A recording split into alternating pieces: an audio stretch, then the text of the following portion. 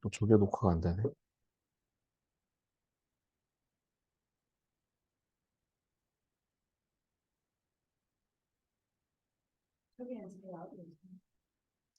네, 요게 녹화되는 화면이라 하셨죠?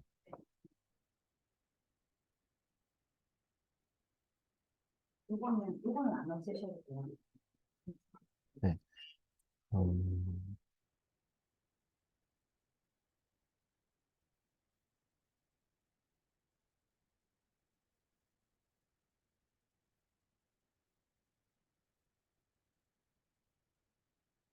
음, 됐네요. 네, 시작할게요. 아, 마지막 시간까지 세팅하는데, 네, 적응을 잘 못하고 있네요. 일주일 동안 잘 지내셨습니까? 네. 지난주에는 저희 이제 상가 공부했었는데, 그 이후에 조금 이렇게 자료 한번 좀 보시고 하셨나요? 이게, 실제 저도 그래요. 이게 뭐 그냥 공부하듯이 매일 용도별로 이렇게 공부하기는 사실 쉽지 않죠. 이게 뭐 재밌는 것도 아니고 또 법률 내용이다 보니까 내가 뭐 책 보듯이 그걸 열람해가지고 이렇게 보긴 어려워요. 대신 내가 해당 매물을 이제 손님을 받든 아니면 물건을 접수를 하든 이제 그 물건과 관련된 일을 내가 해야 될 때, 그래도 내가 이제 앞으로 어디를 찾아보면 되는지 그 방향과 길을 아니까 그 방법으로 이렇게 활용하셔서 제가 지난번 샘플로 보여드렸던 그런 내용들하고 비교해가면서 이렇게 풀어보시면 되고, 뭐 정말 해결이 안 된다거나 좀 너무 어렵다, 이건 복잡해서 잘 모르겠다 하시면 언제든지 또 문의하시고 이렇게 물어보시면은 질문하시면 저도 이제 같이 찾아가지고 답변해드리고 그렇게 하겠습니다.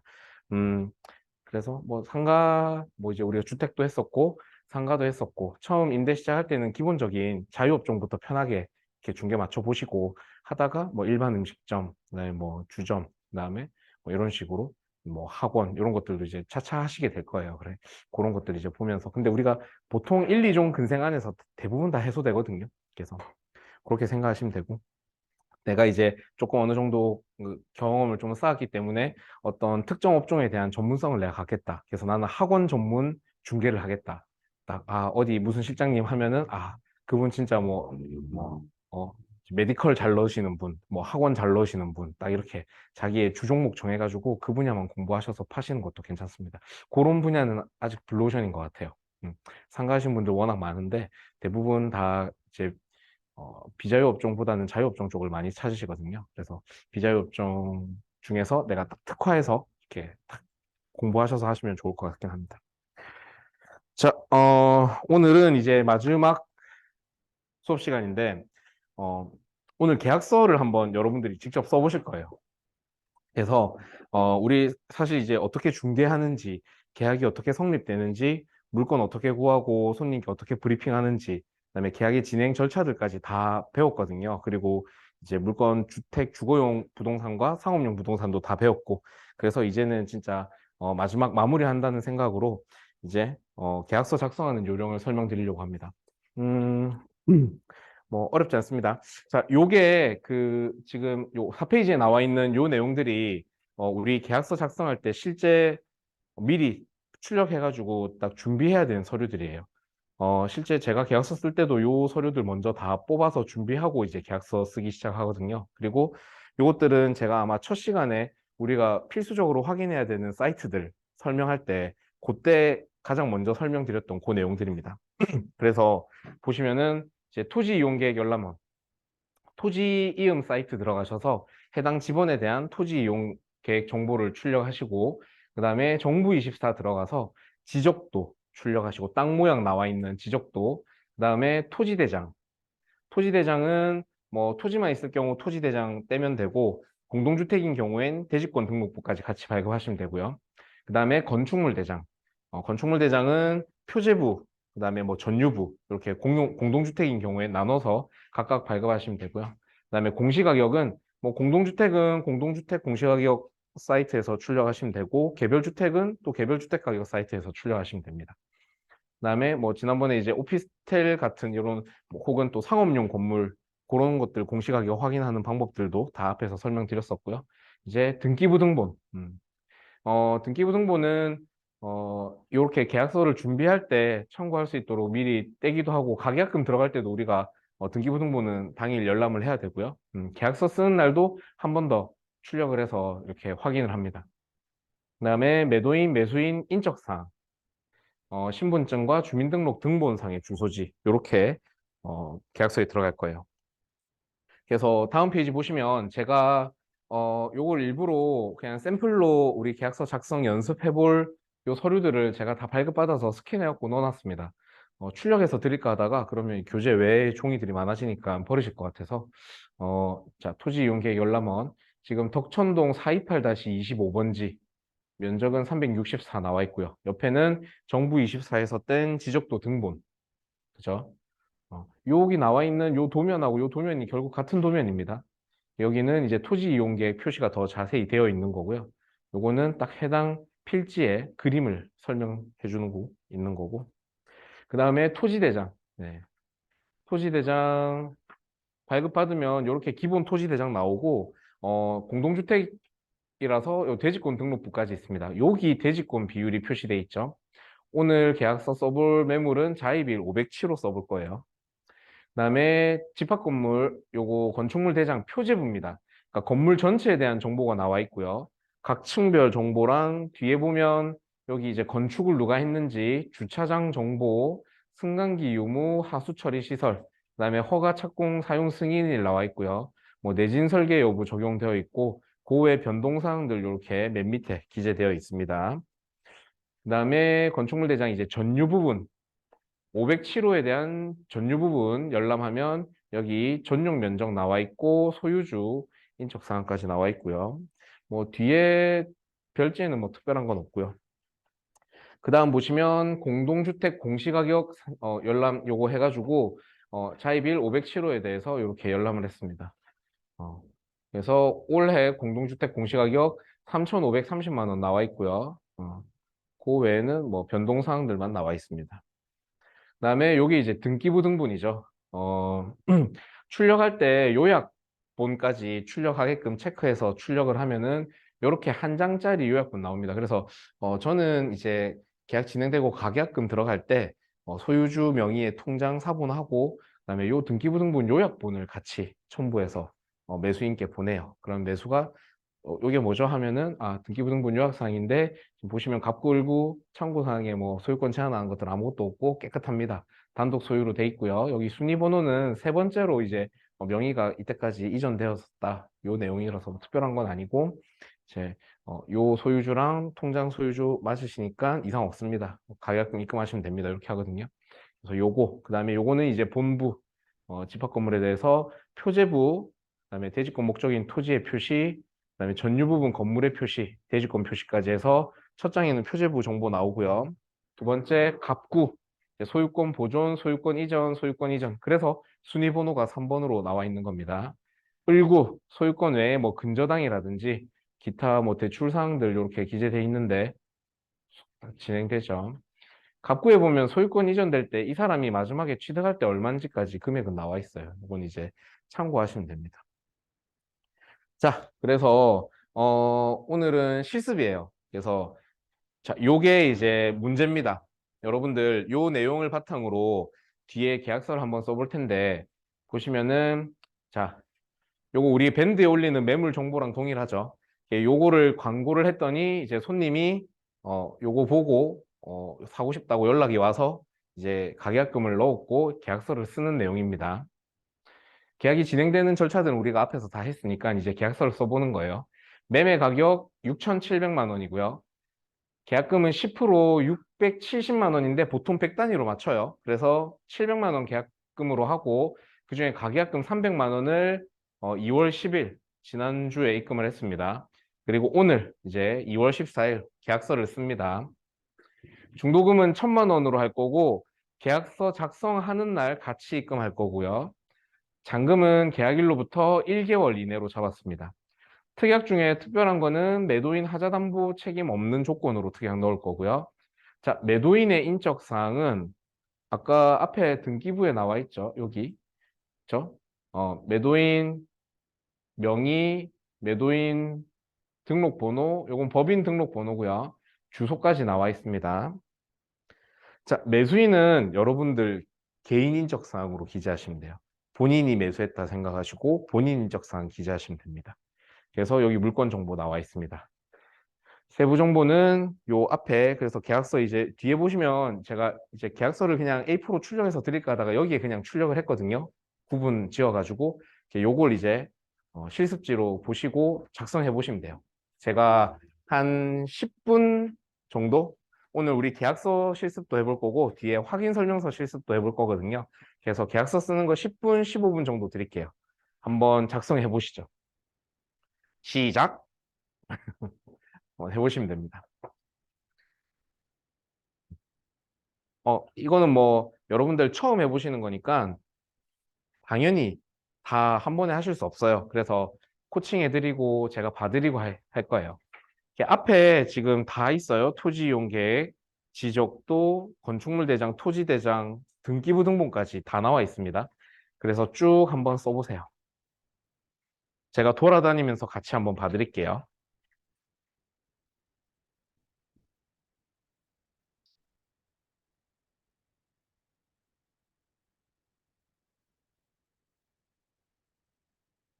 요 교재에다가 작성하시고 틀린 거 수정하셔서 요거 그대로 간직하고 나중에 쓰실 때 참고하시면 돼요.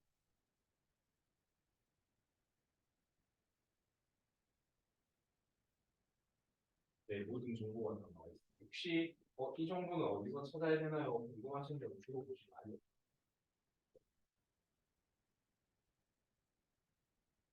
실제 이 매물은 지금 실제 접수되어 있는 매물이고요. 아까 등기부 보셨듯이 매도인이 7,400에 취득하셨는데 6,700에 지금 국내로 하십니다. 사실 오늘 금액이 바뀌었습니다. 6,500만 원까지 받았네요. 하고 좋 완전 막히고 그러니까 본인 취득한 것보다 400까지. 일단 우리는 계약이 들어갔다는 가정하에 계약서를 선고해 드립니다.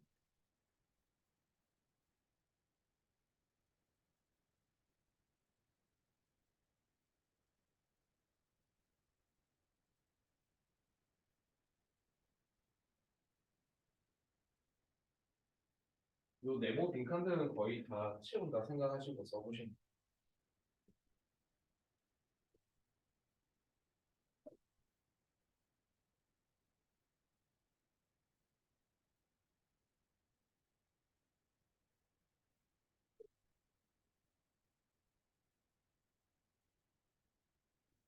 예, 해보니까 사실 계약서를 쓰는 거는 기업공인중개사거든요.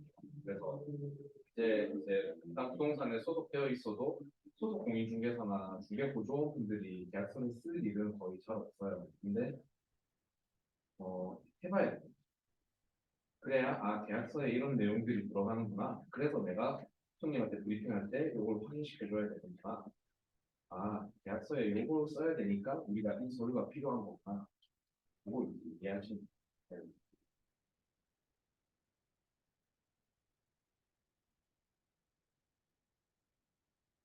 저도 소공으로 근무할 때는 계약서를 직접 써보진 않았고 항상 어깨너머로 갔었고 계약 진행은 했었어요. 도장 날인도 하고 확인 설명 제가 다 했었는데 이제 계약서를 작성하는 거는 제가 안 했던 것 같은데 막상 딱 기업하고 계약서를 쓰려고 하면 사실 막막하더라고요. 정말 막막해. 이제 내가 쓰는 문장대로 법적 효력이 생기는데 이거를 사실 누구도 코칭과 가이드를 안 해줬기 때문에 택지에다 계약서 쓰려니까 너무 막막하더라고요. 처음에 엄청 시행착오 거치면서 많이 연구하고 공부했던 것 같아요.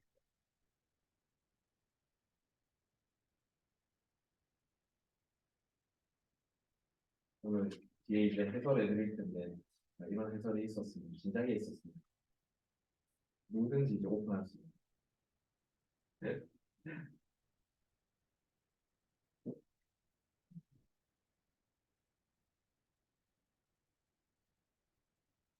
지금 계약서는 한 장짜리인데 제가 세 등분으로 나눴어요. 조금 이제 작성하실 때 큼직큼직하게 쓰실 수 있게끔 1페이지, 2페이지, 3페이지까지 있습니다. 첫 번째는 이제 계약 내용에 관련된 금액적인 부분 대략적으로 기재를 하고요. 두 번째는 특약, 세 번째는 인적사항. 대학교는 700만 원. 맞습니다. 아까 우리가 요 앞에 요게 이제 실습 거죠. 우리 나중에 요 주소랑 요거는 가려 표현주는 다 나오면 안 되니.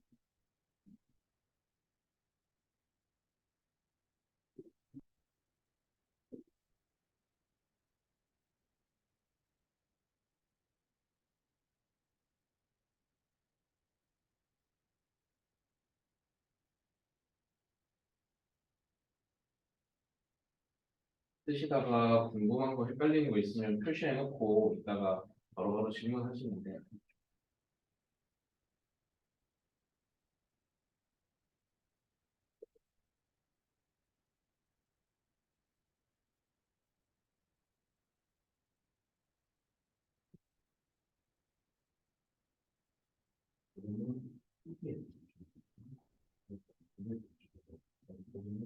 혹시 이 건물이 안에 내가 확인할 수 있는 게 표시가 되는 거고요. 표시 있는 게 뭐라고 그러면 보면 됩니다.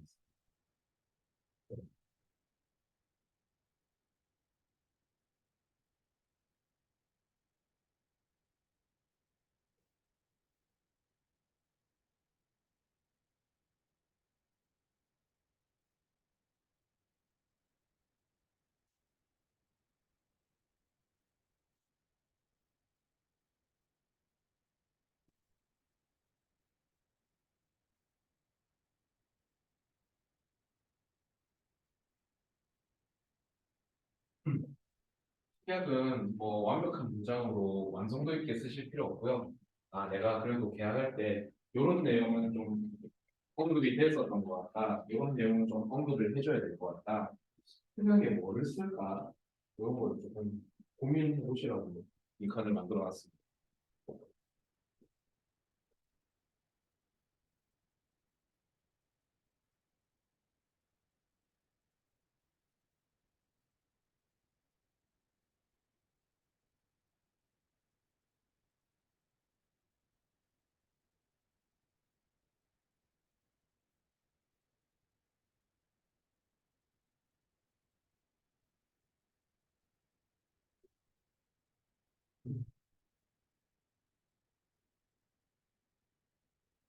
어렵지 않습니다. 맞습니다. 할아버지 할머니도 있으십니다. 네? 어려워.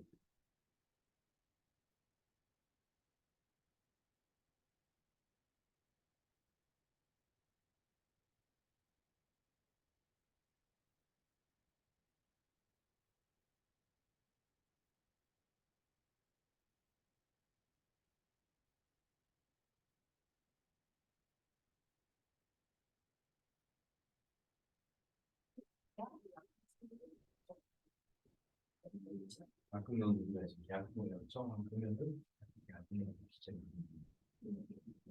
이거는 사실 이제 판매를 여러 번 있고 썼을 때 나머지 사례를 나오는 개념을 지원해 그래서 굳이 판매를 괜찮습니다.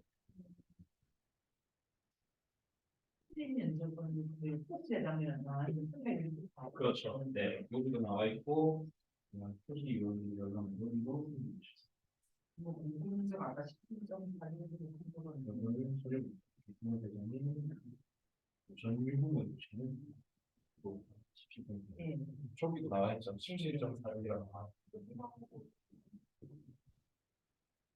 이게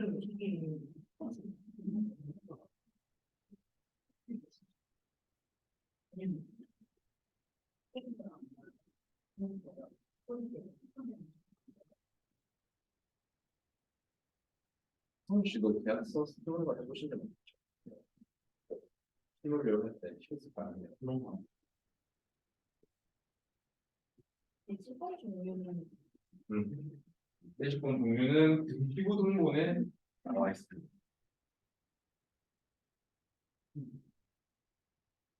전혀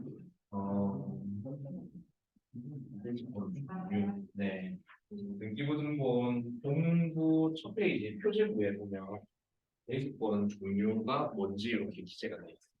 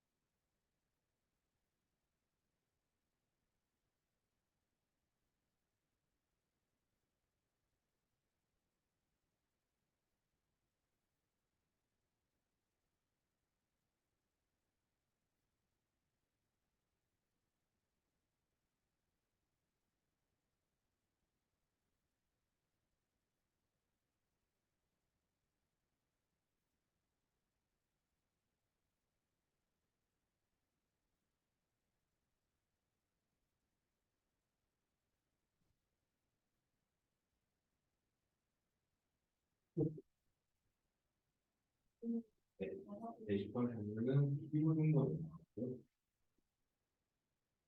기본 정도는 다른 수익은 되시고,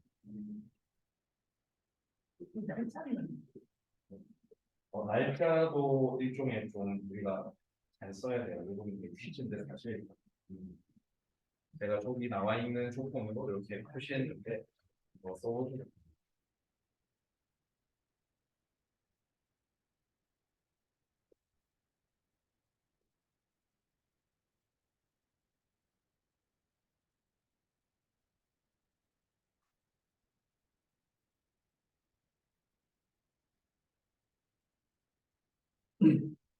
잘 모르겠는 거는 바로바로 넘기시면 돼요. 토스. 네.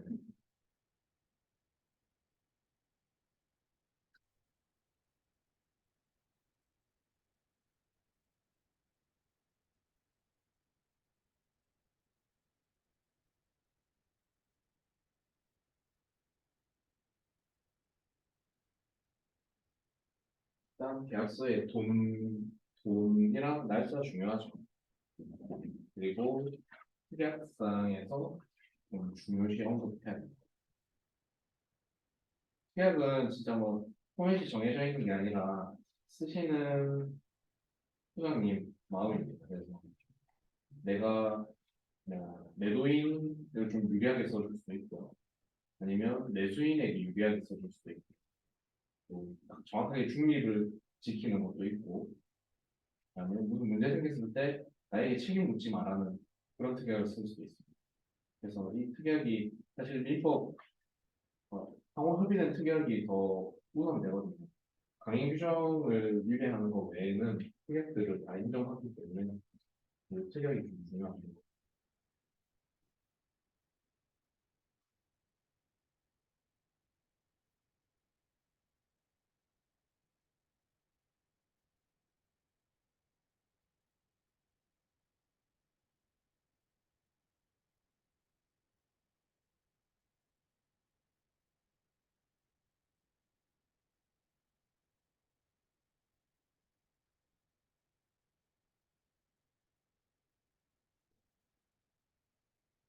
그다음에 3페이지에는 인적사항 기재하게 돼 있고요. 좀 보시면은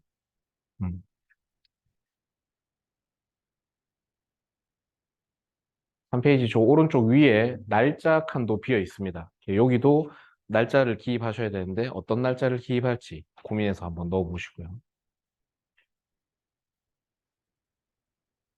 특약. 뭐 중개 보수는 얼마로 한다. 이거는 쓰실 필요 없고 특약 사항들 여러분이 생각할 때 좀, 요거는 내가 계약서에서 뭐 요런 내용을 언급하더라. 그다음에 우리 앞에서도 사실 제가 계약서를 뭐 주거용 할 때도 그랬고 상업용 할 때도 계약서를 샘플을 한 번씩 다 보여드렸었어요. 그래서 조금 기억에 남았던 특약 같은 거 있으시면 기억했다가 뭐 간단하게 쓰셔도 됩니다.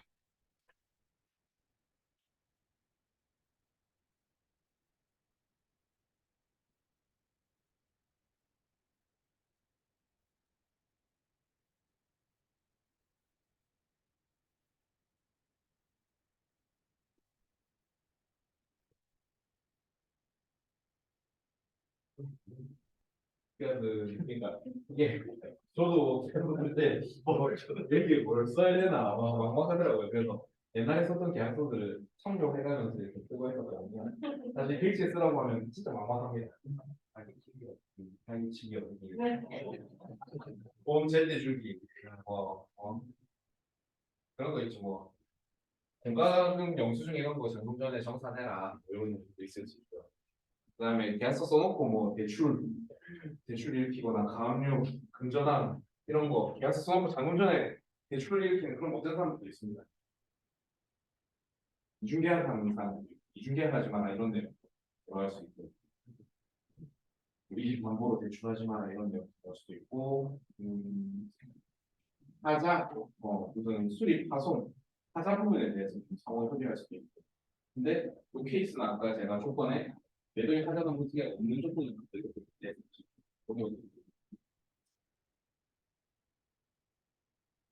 그다음에 중개한 사람이 안 다치려면 이런 거 있습니다. 이게 지금 제가 어제 다른 친한 선생님한테 얘기 들은 게 있는데 동산 1구역이라고 있거든요. 영도 동산동 1구역. 옛날에 관리처분인가 봐요. 그래서 감정표가 싹 다 나오고 공호수 추천 다 끝나고 관리처분인가까지 갔었다가 사업이 뭐 조합 문제로 인해서 스톱돼서 거의 한 십몇 년이 지났거든요. 지금 다시 이제 살리기 위해서 총회하고 조합장 바꾸고 시공사 재선정해서 이제 포스코가 시공을 하기로 했어요.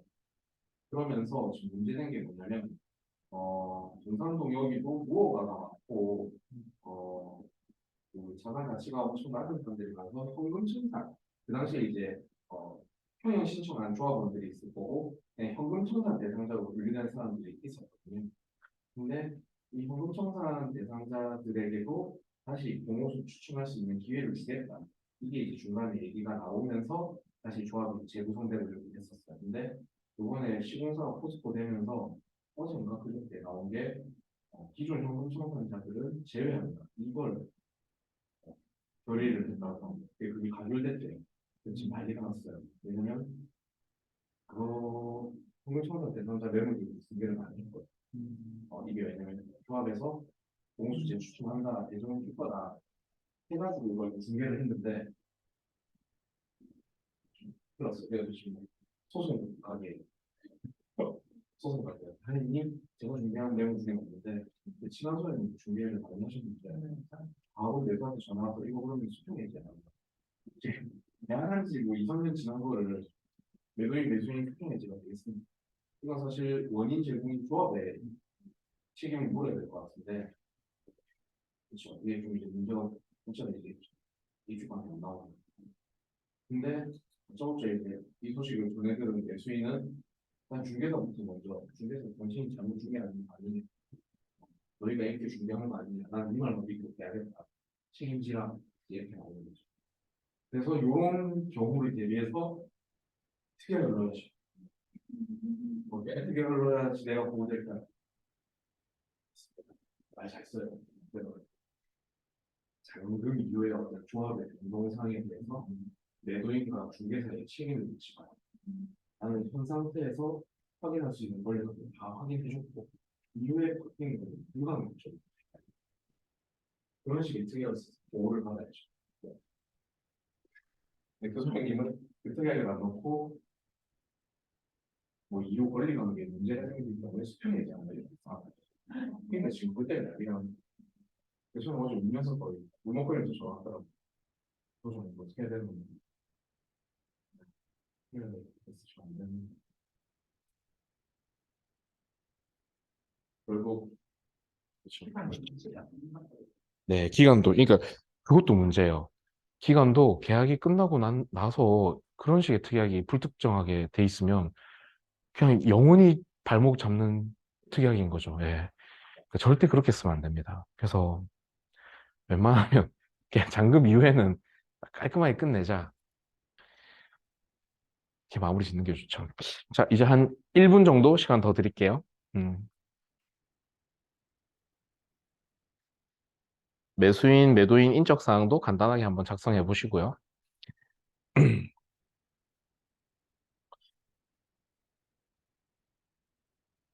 특히 이제 재개발, 입주권 목적으로 중개하는 경우에는 이제 어떤 변동이 생길지 모르기 때문에 사업이 정말 막 탄탄대로를 걸으면서 잘 진행되다가도 조합장 뭐 비리가 탁 터져서 사업이 올스톱되고 뭐 몇 년 동안 사업이 진행 안 되는 경우도 있어요. 그런 것들은 사실 중개하거나 매매할 당시에 예상할 수 없는 문제들이잖아요. 그러니까 그런 거에 대해서 어떤 발목을 잡는 특약들은 절대 넣으면 안 됩니다. 음.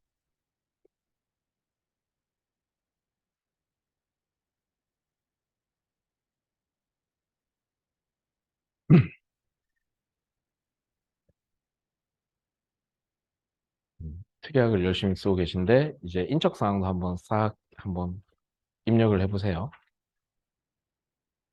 음. 음.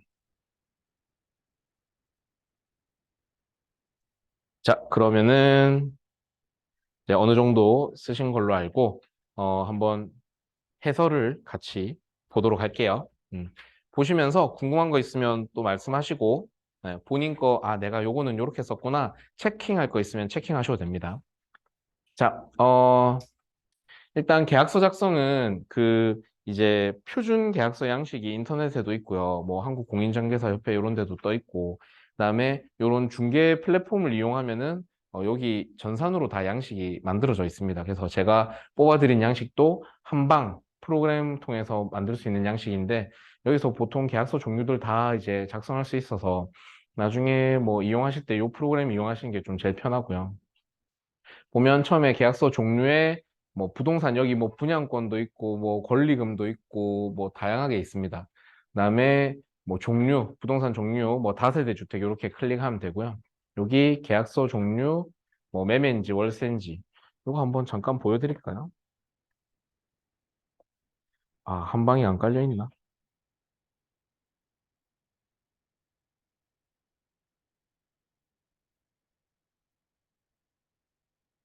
여기 있네.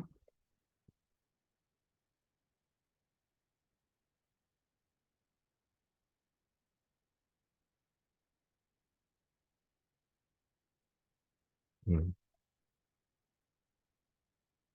아, 이게 뭐더라?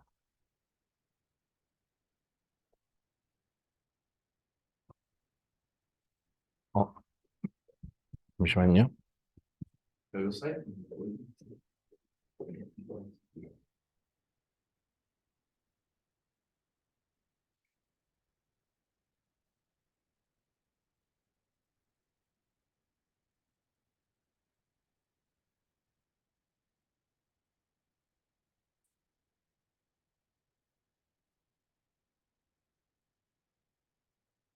음,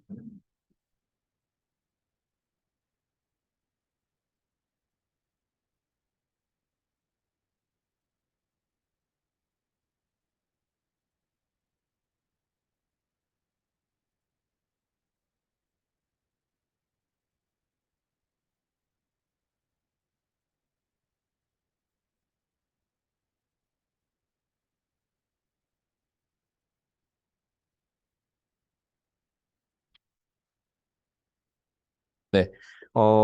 여기 이제 보통 계약서 작성할 때 많이 쓰는 플랫폼이고요. 여기 뭐 매물 관리, 계약 관리 쭉 있는데 계약서 쓸 때는 이걸로 해가지고 들어가면 됩니다. 그러면 이제 계약서 작성했던 현황들이 뜨고 이제 여기서 계약서 작성 이걸 누르면 아까 제가 그 PPT로 만들었던 그 화면이 뜨죠. 음, 네. 그러면 여기서 이제 뭐 부동산도 있고 분양권도 있고 권리 양도 양수도 있고 상가 권리금 이런 것들도 있고요. 그다음에 아파트, 뭐 다세대 주택, 오피스텔, 원룸, 상가, 공장 이렇게 쭉 나와 있습니다. 그래서 뭐 다세대 주택 클릭하고 매매, 전세, 월세 이렇게 있으니까 매매. 그래서 요거 딱 확인하면은 이제 계약서 작성 플랫폼이 이렇게 뜹니다. 그래서 요거에다가 이제 내용을 채우면 되는 거고요. 음, 뭐 이런 식으로 이제 들어간다는 거 제가 한번 보여드린 거고. 자, 네.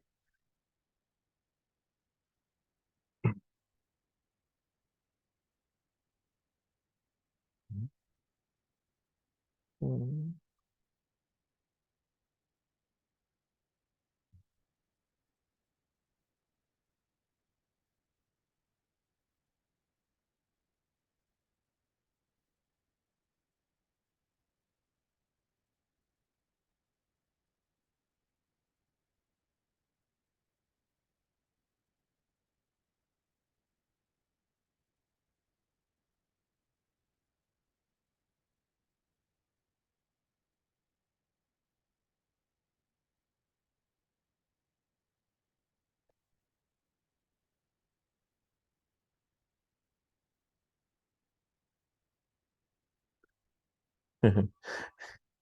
한번 이게 넘어가는 게 겁나네요, 이제.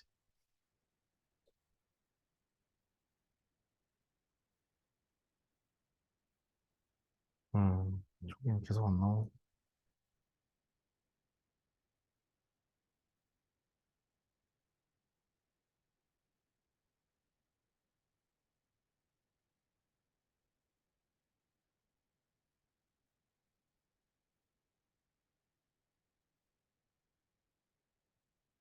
음. 음. 이제 됩니다. 네. 네. 이제 뭐 다른 화면 못 넘어가겠네. 자, 그래서 네, 이렇게 하면 되고요. 그러면 이렇게 이제 표준 그 기본적인 계약서 작성한 양식이 나옵니다. 자, 우리 썼던 거 한번 하나씩 볼게요. 맨 위에는 부동산 소재지를 씁니다.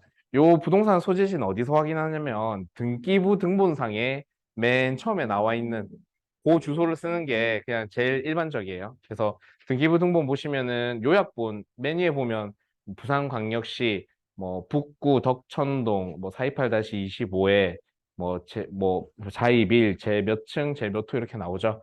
그렇게 해서 기재를 하고 여기는 이제 지번으로 기재를 합니다. 뭐 동호수 아파트 같은 경우에 동호수를 이렇게 별도로 기재하기도 하는데 그냥 요 한 칸에다가 다 쓰기도 합니다. 네.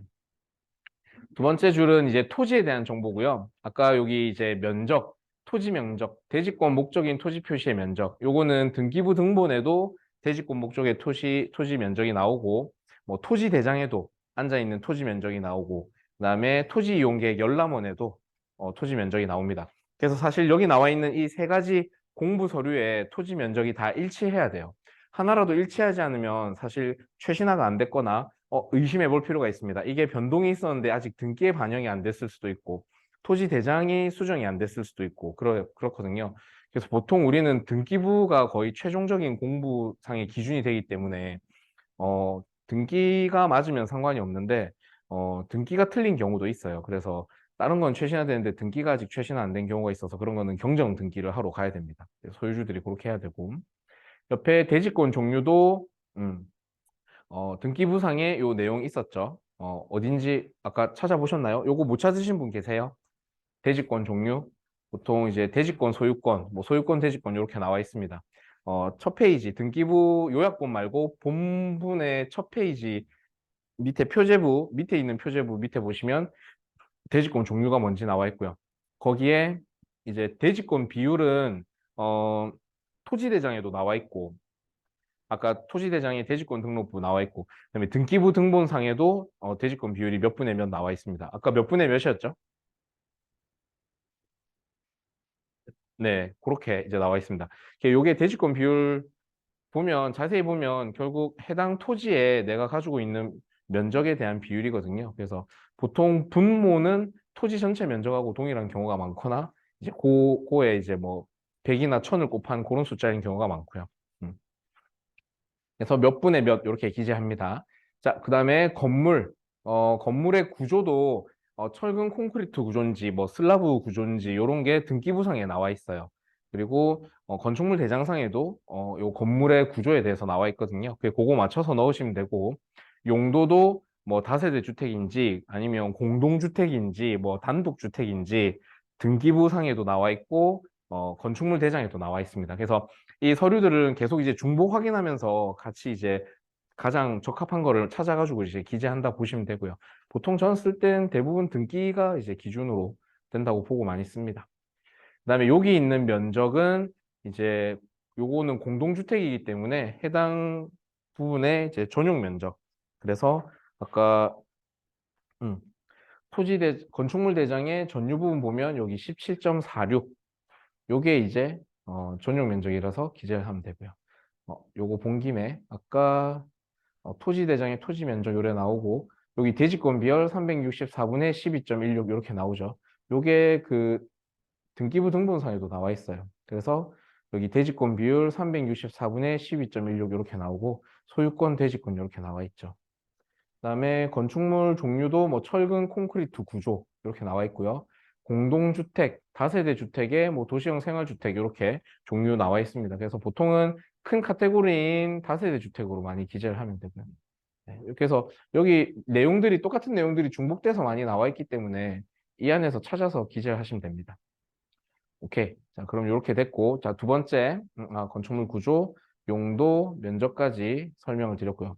이제 금액을 이제 기재를 할 텐데, 어, 여기에 이제 숫자로 기재를 하면은 한글로 자동 이제 번역이 돼요. 그래서 일단 우리는 숫자 맞춰서 넣으면 되고, 매매 대금 총 매매 가액입니다. 아까 얼마 했죠? 6,700만 원 여기 넣으시면 되고요. 계약금은 얼마로 하기로 했었죠? 700만 원. 300만 원을 가계약금으로 넣었지만 우리가 협의한 계약금은 700만 원이니까 여기 700만 원을 쓰시고, 융자금 아까 그러니까 대출이 있으면 여기 융자금을 기재하시면 되는데 등기부 등본상에 근저당 없었죠. 그래서 이거는 비워 놓으면 되고요. 현재 임대 보증금 얼마죠? 음. 아까 여기 나와 있죠. 세입 현황 보면 200에 42만 원 이렇게 돼 있었습니다. 그래서 보증금은 200만 원 되겠네요. 그래서 여기 칸에다가 현재 임대 보증금 200만 원 기재하시면 되고, 자, 중도금. 중도금은 아까 얼마 하기로 했었죠? 1,000만 원. 그죠? 1,000만 원 기재하시고, 아까 언제 입금한다 그랬죠? 음, 계약서 쓰는 날 중도금 넣는다 했죠. 그러니까 이게 어떻게 보면 좀 장치예요. 그러니까 이 계약이 파기되지 않게끔 하려는 장치. 우리가 계약금은 700으로 협의를 했고 300만 원을 4일 전에 넣었죠. 계약서 쓰는 날 나머지 이제 계약금의 나머지 부분 400만 원을 계약서 쓸 때 입금하는 게 원칙이고, 이제 중도금을 아싸리 그냥 그날 같이 잡아버리는 겁니다. 그러면 계약서 쓰면서 이제 더 이상 매도나 매수나 변심하고 계약 파기 안 되게끔 딱 이렇게 장치를 거는 거죠. 이렇게 중도금을 조금이라도 걸면 이제 중개사도 한시름 나요. 음. 왜냐하면 이게 시세가 급변하는 경우에는 중도금이 없으면 누구든지 파기를 하고 싶어 하거든요. 예, 그렇게 하고 그래서 중도금은 장치적으로 이렇게 넣으면 좋고요. 그러면 잔금은 얼마일까요? 6,700에서 보증금 200 빼고 6,500인데 1,000만 원 중도금 넣었고 5,500에 아까 그렇죠. 1,000만 7 얼마죠? 3,000? 네, 4,800 그렇게 계산되겠죠. 그러면 잔금 날짜는 우리 계약일로부터 한 달로 한다. 음. 요게 그 이제 하나의 그건데, 우리 계약서 작성은 오늘 2월 14일에 한다고 했지만, 어, 실제 계약의 효력이 발생한 거는 가계약금 들어간 날부터 발생한 거예요. 그래서 계약서에 어떻게 쓰냐면, 계약서 이 교부일을 2월 10일로 가계약금 들어간 날짜로 씁니다. 네. 요게, 왜 그렇게 써야 돼요? 조금 생각하실 수 있는데, 요게 실제 실무상에는 좀 그렇게 써요. 그래서 계약금이 최초에 돈이 들어간 날짜에 계약서를 썼다라고 교부일로 이렇게 써버립니다. 음. 그래서 지금 여긴 없지만 그러면 2월 10일 기준으로 해서 이제 뭐 한 달 했기 때문에 뭐 3월 9일, 3월 10일 정도로 이렇게 잔금 날짜 정하면 되겠죠. 네. 이렇게 기재를 하면 되고요. 중도금은 뭐 1차 중도금, 2차 중도금 이렇게 나눠서 넣을 수도 있습니다. 그래서 뭐 이게 잔금이 뭐 금액이 큰 아파트 같은 거 계약할 때나 토지 같은 거 할 때는 잔금을 1차 한번 얼마 넣고 또 2차 한번 넣고 이렇게 해서 잔금이 한 4, 5개월 이렇게 이상 되는 경우에는 중도금을 좀 더 넣는 경우가 있죠. 자, 그 다음에 계약서에 여기 이제 기본적으로 법 조항들이 들어가 있거든요. 제가 그 실습하는 데 일부러 빼놨는데 여기 뭐 2조부터 9조까지는 민법에 관련된 일반적인 사항들이 기재되어 있습니다. 그래서 이 민법 사항은 굳이 뭐 따로 내가 작성할 필요 있는 게 아니기 때문에 한번 내용만 인지하시고 손님들 계약할 때도 한번 구두로 설명하시면 되고요. 여기 나와 있는 이제 이게 교부일자. 그래서 요 날짜를 가계약금 넣은 날, 그러니까 2월 10일로 이렇게 표시하는 게 표시를 하고, 중개보수는 여기 안 쓰셔도 됩니다. 어차피 확인 설명서에 자동 표시되기 때문에 이렇게 넘어갑니다. 자, 특약. 특약은 제가 요거 뒤에 일부러 좀 세부적으로 준비해 놨는데, 이제, 사실 요 프로그램을 활용하면 기본 특약 내용들이 있긴 있어요. 그래서 그 내용을 활용하시되, 내가 좀 필요한 특약들을 추가하신다 생각하시면 되고요. 뭐, 보통은 현 시설 상태에서의 매매 계약이며, 등기부, 등기상 증명서를 확인하고 계약을 체결했다. 우리 확인 설명을 했다라는 뜻이고요. 뭐, 잔금 시까지 각종 공과금은 매도자 부담으로 한다. 뭐, 본 특약에 기재되지 않은 사항은 민법상 계약에 관한 규정과 부동산 매매 일반 관례에 따른다. 이 특약은 뭐 별로 의미 없는 것 같아요. 그냥 관례상 넣는 문구인 것 같습니다. 현 시설물 상태에서의 계약이나 계약 시에 매도인이 고지하지 않은 부분에 하자가 있을 경우 하자 담보 책임과는 별개로 매도인은 이를 수리해 주기로 한다. 이 특약이 기본으로 들어가 있는데 이제 하자 부분에 대해서는 상호 협의한 내용대로 특약을 수정해서 기재하시면 됩니다. 그다음에 뭐 근저당이 있을 경우에 무슨 은행 채권 최고액 얼마가 있고 이 경우에 잔금 일시까지 상환하고 말소키로 한다. 그다음에 뭐 첨부서는 이렇게 돼 있는데 제가 특약은 조금 이따 한 번 더 설명드릴게요. 그래서 기본 특약을 활용하되 필요한 특약들을 작성해서 넣으시면 되고 여기에 보통 뭐 매도인 계좌번호도 같이 이제 기재를 해 놓습니다. 그러면 나중에 중도금이나 잔금 넣을 때 그 손님이 찾아보기 훨씬 더 수월하니까. 상호 협의된 사항들 필히 기재. 뭐 이런 경우도 있죠. 이제 뭐 잔금 전에 지금 좋은 매물이 나와서 내가 급하게 계약금은 넣지만 계약서는 내 이름으로 쓰지만 명의나 이제 주택수 고려해가지고 혹은 내가 못하고 내 지인에게 넘길 경우 이럴 때 뭐 명의 잔금 전에 명의 변경이 가능하다라는 특약을 상호 협의하에 넣기도 합니다.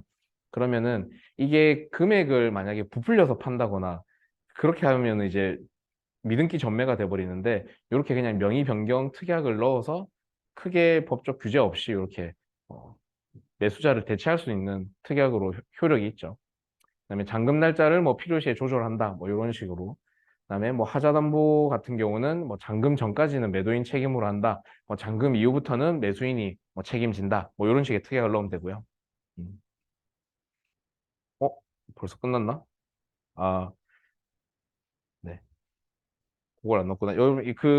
여기 그 인적 사항은 그 여기 보시면은 이제 본 계약을 증명하기 위하여 계약 당사자가 이의 영수증을 확인하고 계약 상환을 한다.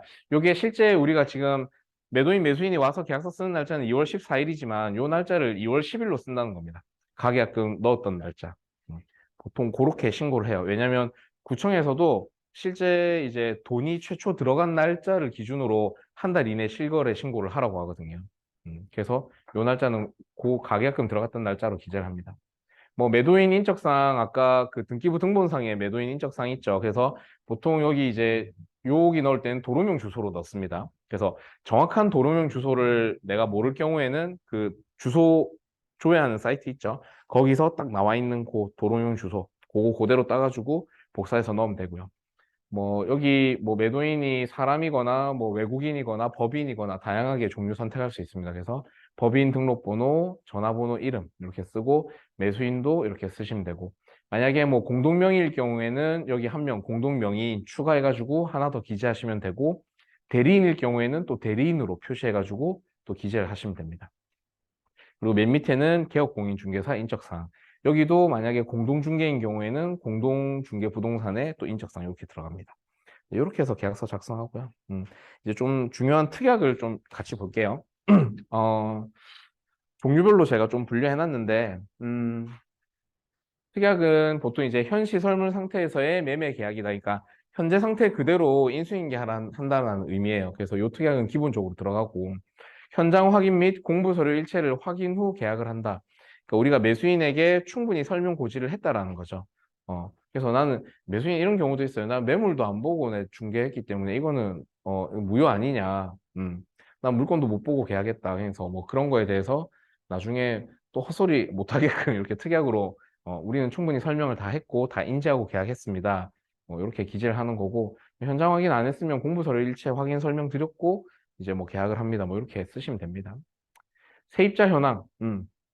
세입자 현황은 특이하게도 한 번 더 구체적으로 기재하는 게 필요해요. 왜냐하면 우리가 매매 계약서를 쓸 때는 사실 그 임대차 계약서 같은 게 사본으로 첨부되긴 하는데 계약서에 이게 좀 구체적으로 기재를 해놓는 게 좀 필요합니다. 그래서 뭐 제가 예전에 그 주택 그 샘플 보여드렸을 때도 거기도 이제 보증금 얼마에 월세 얼마에 관리비는 얼마다. 그다음에 계약 기간은 뭐 언제부터 언제까지다. 이렇게 구체적으로 기재를 해주고 정확하게 승계를 해주는 게 맞고요.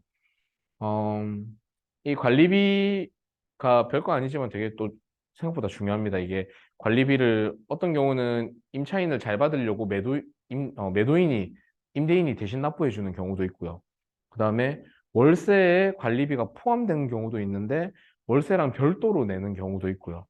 그다음에 관리비를 임차인이 직접 건물 관리인에게 납부하는 경우가 있고 주인에게 입금하면 주인이 납부하는 경우도 있고 이렇게 관리비가 생각보다 소액인데 이게 누가 부담하느냐의 주체가 명확하지 않으면 이게 나중에 좀 꼬투리 잡혀서 분쟁 사유가 될 수 있습니다. 그래서 이런 것들은 별거 아니지만 돈 관련된 것들은 꼼꼼하게 확인하고 기재한다.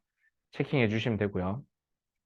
잔금일 이전에 식별된 하자는 매도인 책임으로 수리하고 잔금일 이후부터는 매수인 책임이다.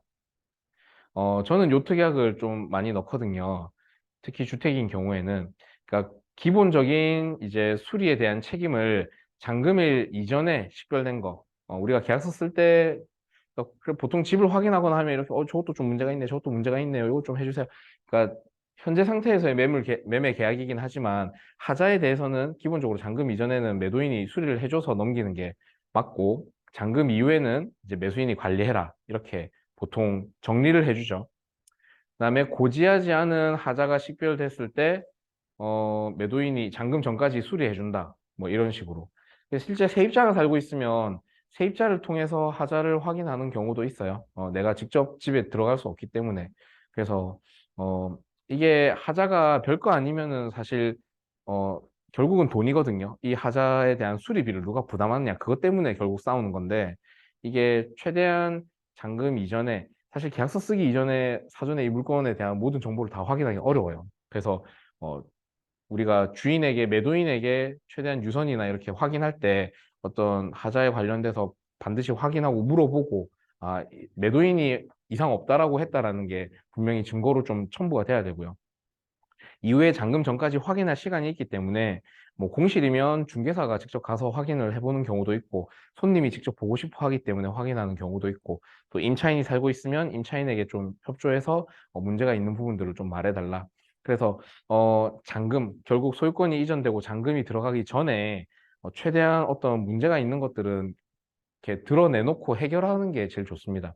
제가 이제 중개를 해보니까 뭔가 계약할 때 그냥 좀 스무스하게 넘어가려고 두리뭉실하게 덮어버리면 나중에 이게 꼭 문제로 불거져서 결국 더 복잡하게 되더라고요. 그래서 어떻게든 모든 계약이 끝나기 전에 요거는 문제가 될 만한 것들은 다 끄집어내서 상호 깔끔하게 협의해주고 정리하고 잔금 이후부터는 이제 매수 더 이상 딴 말 하지 마라 이렇게 하는 게 제일 깔끔합니다. 음. 그리고 뭐 식별되지 않은 하자들 같은 경우에 이제 민법에는 어떻게 나와 있냐면 그 매수인이 중대한 하자를 식별한 날로부터 6개월 이내에 매도인에게 뭐 하자 보수 청구할 수 있다 이렇게 돼 있어요. 그러니까 이게 좀 민법에도 좀 애매하게 나와 있어요. 매수인이 그러면 잔금 치고 나서 1년 뒤에 매수인이 확인하면 그때로부터 6개월 이내에 요청만 하면 된다는 거냐. 그러니까 이게 분쟁 사유가 항상 이것 때문에 좀 되거든요. 이렇게 민법 좀 개정하긴 해야 되는데 그래서 상호 협의된 특약으로 그냥 저는 이렇게 못을 박아버립니다. 이게 당시에는 확인하지 못하죠. 그러니까 비가 많이 오거나 장마철이거나 뭐 겨울이 돼봐야 이제 뭐 누수라든지 동파라든지 이런 문제들이 시간이 지나야 식별되는 문제들이 있기 때문에 이런 것들은 잔금일로부터 6개월 이내에 식별되면은 매도인이 하자담보 책임을 져줘라. 그냥 이렇게 우리가 상호 특약으로 협의를 해버리는 겁니다. 안 그러면 이게 뭐 1년이 지나고 나서 뭐 2년이 지나고 나서 가리니까 연락 와가지고 막 이게 뭐 누구 책임이냐 난 이거 뭐 몰랐다 막 이렇게 해버리거든요. 그래서 어떻게든 요 특약을 넣어놔야 우리도 조금 이제 책임으로부터 좀 자유로울 수가 있습니다. 그래서 요 중대한 하자 같은 경우 이게 또 하자에 그럼 뭐가 중대하냐 뭐가 경미하냐 그 중대하고 경미한 그 기준은 뭐냐 뭐 이런 거에 대해서도 되게 좀 논란 소지가 많아요. 그래서 어떻게든 그냥 이게 제일 깔끔합니다. 잔금 이전에 식별된 하자는 매도인이 딱 다 수리해줘라. 잔금 이후부터는 매수가 그냥 알아서 해라. 혹은 이제 요 뒤에 재개발 구역 같은 경우는 노후됐고 낡았으니까 매도인 하자담보 특약을 배제하겠다. 뭐 문제가 있더라도 중대한 하자가 있더라도 누수가 있더라도 매수가 이건 다 감안하고 그냥 안아라. 이렇게 책임 소지를 그어버리는 게 중간에서 중개한 우리도 덜 시달립니다. 그래서 그 책임 소지를 명확하게 좀 구분 지어줄 필요가 있다. 그 다음에 이게 뭐 세입자가 없거나 공실로 오래 방치된 경우에는 폐기물이나 쓰레기, 특히 옛날 주택들은 뭐 화분, 뭐 이런 것들 엄청 많아요.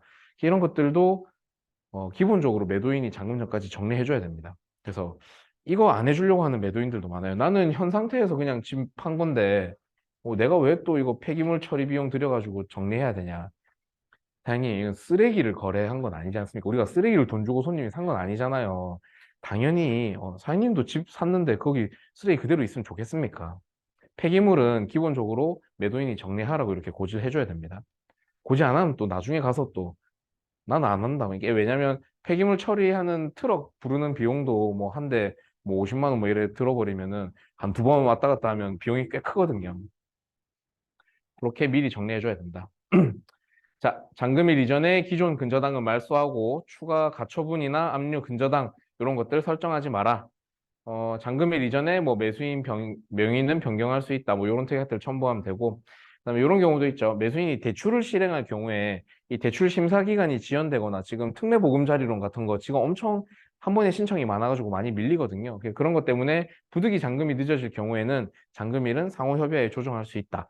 대신 뭐 최대 15일을 넘기지 마라. 뭐 이런 식으로 장치를 좀 걸어줘서 조금 융통성을 발휘할 수도 있습니다. 그래서 보통 잔금 날짜는 넘기는 건 좀 안 돼요. 그래서 무조건 땡기는 건 괜찮은데 잔금 날짜를 최대한 지킬 수 있게끔. 그래서 처음에 계약서 쓸 때 상호 협의에서 요런 좀 문제들이 예상이 된다 그러면은 조금 여유 있게 잔금을 잡는 게 차라리 낫습니다. 자, 재개발 계약서를 쓸 때는 좀 요런 특별한 특약들이 좀 더 들어갑니다. 본계약은 어떤 재개발 정비 사업의 조합원 자격 및 단독 분양 자격 취득이 목적인 계약이다. 그래서 이 계약의 목적이 무엇인지 명확하게 기재를 해주고요. 그다음에 현재 이 재개발 정비 사업의 진행 단계는 뭐 조합 설립 인가가 되었다, 혹은 조합 설립 인가 이후에 사업 시행 인가를 준비하고 있다, 뭐 사업 시행 인가가 났고 관리 처분 인가를 준비 중이다 등의 현재 사업 진행 상태에 대해서 한 번 더 명확하게 좀 명시를 해주고요. 그다음에 본부동산은 어디 구역 재개발 정비 사업 조합원 물건으로 조합을 통해서 조합원 명부상 자격 있음을 확인하였다. 음, 결국 요걸로 계약을 하는 거기 때문에 요걸 우리가 충분히 확인했다라는 특약을 넣어놓고 그다음에 요거는 별도로 이제 첨부로 이제 보관을 하고 있으면 됩니다. 뭐 동일 구역 내 다른 물건을 보유하거나 이중 계약 등으로 인해서 분양 자격에 문제가 발생할 경우 매수인에게 1순위로 입주권을 기속시킨다. 그래서 매도인을 통해 가지고 뭐 구역 내 다른 거 갖고 있는 거 없느냐 이런 거 통화해서 녹취해 놓고요. 요거죠. 잔금 이후에 조합 정관의 변경이나 사업의 지연 등 변동사항에 대해서는 중개인과 매도인은 책임이 없다. 요 특약을 좀 넣어줘야 안전합니다. 그다음에 아까 말씀드렸듯이 재개발 구역 같은 경우는 진짜 투자 목적으로 사기 때문에 사람이 살고 있지 않은 공실들도 많고요. 무허가도 많고 진짜 폐가 같은 경우가 많거든요. 그래서 그런 것들은 그냥 진짜 현 상태에서 그냥 입주권만 목적으로 해서 사고 파는 거기 때문에 매도인 하자담보 책임 요거는 특약 배제합니다라는 특약을 넣기도 합니다. 근데 요거는 돈 들어가고 나서 말하면은 당연히 집 사는 사람은 좀 불안할 수 있죠. 여기 뭐 하자 누수가 엄청 있거나 뭐 완전 뭐 균열이 심해서 집 무너지기 직전인 이런 집인데 하자담보 특약을 배제해버리면 자기가 그런 거 다 떠안는 거잖아요. 그래서 하자담보 특약을 배제하는 거는 사실 매도인에게 유리한 특약입니다. 그래서 요게 매수하는 사람에게 충분히 잘 설명 고지가 되어야 요게 협의하에 진행될 수가 있는 거고요. 그래서 지금 뭐 가계약금 들어가기 전에 일단 이 집에 뭐 중대한 하자가 있다라는 게 식별이 된 경우에 뭐 이게 뭐 누수가 있는데 뭐 해마다 좀 누수가 있어서 피해가 있었다. 뭐 요거 대충 수리비 계산하면 한 뭐 3, 400 되는데 그러니까 3, 400 정도 내가 매매가에서 까줄 테니까 요거 대충 이렇게 또이또이하고 매도인 하자담보 특약은 배제하는 걸로 합시다. 뭐 이런 식으로 협의를 하기도 합니다. 결국은 돈이에요, 돈. 누가 돈 들어가는 걸 부담하느냐에 대한 문제인데 이걸 선을 딱 정리해 주는 게 필요하죠. 그래서 재개발할 때는 이런 특약들을 좀 활용하시면 좋고요. 임대차 계약 썼을 때 요거는 뭐 매매 계약보다는 조금 가볍긴 한데 그래도 요것도 좀 특약은 기본적으로 좀 확인해 줄 필요가 있습니다. 임대인 동의 없이 전대차 계약이나 임차권 양도를 할 수 없다. 임대인 동의 없이 하면 요거는 무효입니다, 무조건. 법으로 보장되어 있는 사항이고요. 근데 뭐 이거 동의도 없이 그냥 임의로 세입자가 또 다른 세입자 전전세를 주거나 어, 그렇게 하는 경우가 있습니다. 그래서 이런 건 할 수 없다라고 특이하게 반드시 명시를 하고요. 임대차 계약 종료와 동시에 임대인의 보증금 반환과 명도는 동시 이행이 됩니다. 계약갱신 여부는 종료일, 우리 주택임대차보호법은 계약 종료 6개월 전부터 2개월 전까지 협의를 하면 되고요. 요 기간 내에 협의가 없으면은 묵시적 갱신으로 간주되어서 진행이 됩니다. 계약 기간 만료 전에 임차인이 퇴거하는 경우도 생길 수 있죠. 뭐 직장을 옮겨야 된다거나 부득이 뭐 일이 생겨서 다른 데 가야 되는 경우에 새로운 임차인은 현 임차인이 직접 구해주고 보증금을 반환받을 수 있다. 요것도 이게 관례상 통상 이렇게 하는데 이 특약이 없으면 이걸 주장하지 못하는 경우도 있을 수 있어요. 그러니까 어, 이 특약이 저는 당연히 기본적으로 넣기 때문에 넣는데 이 특약이 없어서 이게 문제되는 경우가 있긴 있더라고요. 자기가 임대차 계약서에 이 특약이 없는데 당연히 세입자가 지금 뭐 일이 생겨서 나가야 되는데 자기는 나가겠다 보증금 돌려달라. 새 임차인 구해라. 그 중개 수수료 네가 납부해라. 새 임차인 구했는데 그 수수료를 왜 내가 납부해야 되냐. 그러니까 결국 돈 관련된 것들이 언급이 안 되면은 나중에 계속 이 분쟁이 될 수 있거든요. 그래서 기본적인 사항이지만 특약에 반드시 좀 기재해 줄 필요가 있습니다. 어, 임대인이 또 새 임차인을 동의 안 해주는 그런 경우도 있어요. 어, 현재 살고 있는 사람이 부득이 나가야 돼서 새로운 사람을 구했는데 임대인이 계약서를 안 쓰겠다고 버티는 거라. 그러니까 그러지 못하게끔 이렇게 특약으로 명시를 해줘야 됩니다. 그래서 이 경우 임대인도 새 임차인과의 계약에 동의하며 중개 수수료는 임차인이 부담한다.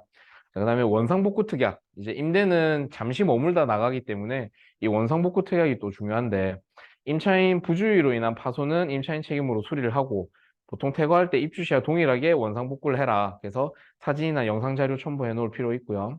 그다음에 수리에 대한 책임. 시설물에 대한 하자는 이제 매도인 책임입니다. 요거 최근에 이제 겨울에 갑자기 우리 부산도 추워져가지고 동파가 많이 일어나서 좀 문의가 많았었는데 기본적으로 이 시설물, 그러니까 보일러랑 에어컨 포함입니다. 이 임대를 해주는 임대인이 이 시설물에 대한 관리 책임이 기본적으로 있어요. 음. 그리고 보통 특약으로 저는 이렇게 넣어요.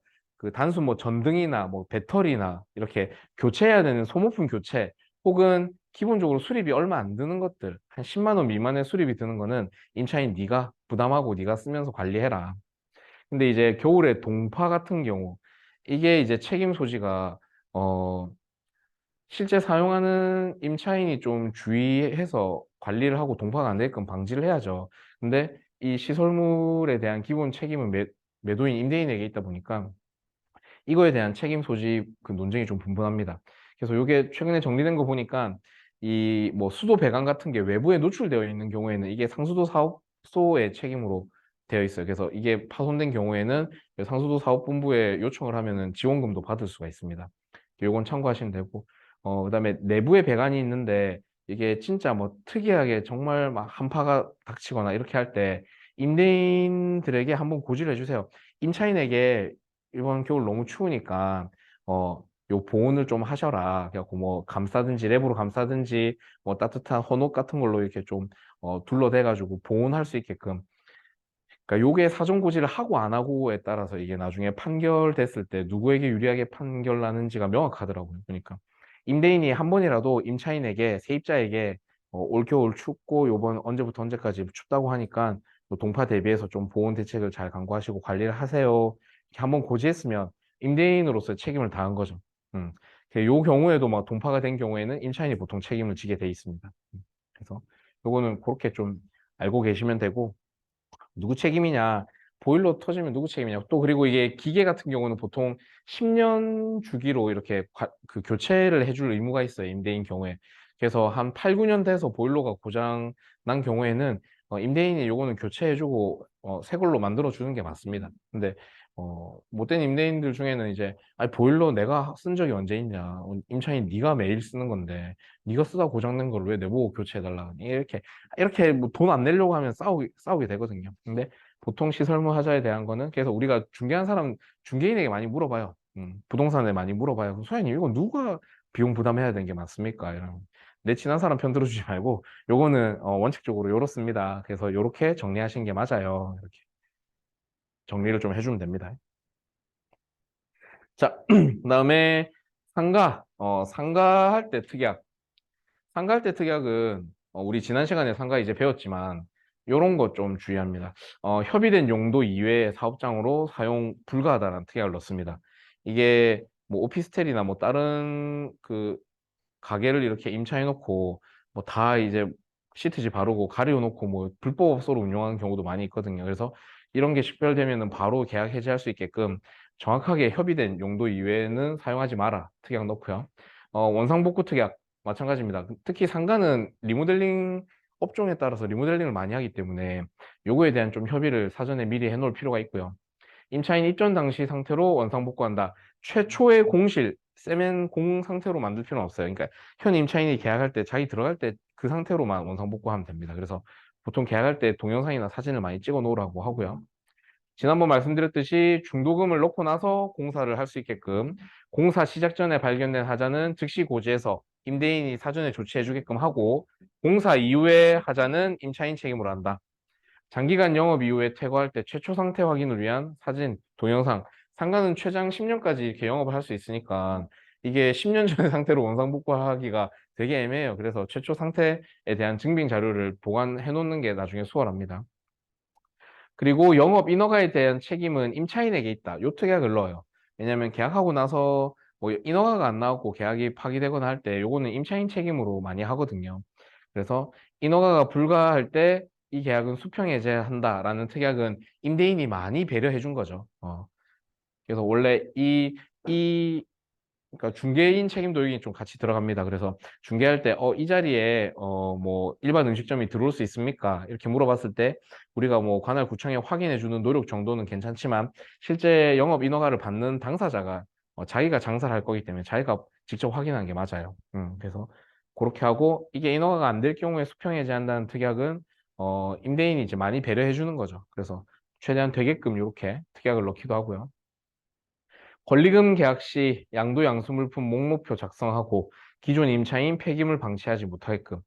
그다음에 이 권리금 계약서 쓰고 양도 양수를 하면은 기존 임차인은 같은 행정구역이거나 반경 뭐 몇 킬로 이내에서는 동일 업종으로 장사할 수 없다. 요 특약을 좀 넣습니다. 이게 당연히 이제 권리금 받고 영업 시설권을 넘긴 건데, 음, 바로 앞에 똑같은 가게를 오픈해 버리면은 그죠? 손님도 그대로 자기들이 다 갖고 가는 거고 이게 권리금에 영업시설 바닥 권리금 다 포함된 거잖아요. 그러니까 원래 이게 상법에 나와 있습니다. 이거는 민법 말고 상법에 이게 어 원래 같은 그러니까 뭐 만약 수용구에서 장사를 하던 사람이 양도양수했다. 그럼 같은 수용구에 내에서는 뭐 3년 이내 일을 하면 안 돼요. 음, 다른 행정구역으로 넘어가라고 해야 돼요. 뭐 그런 것들, 이런 것들도 이제 참고해가지고 기간을 협의해서 넣으면 됩니다.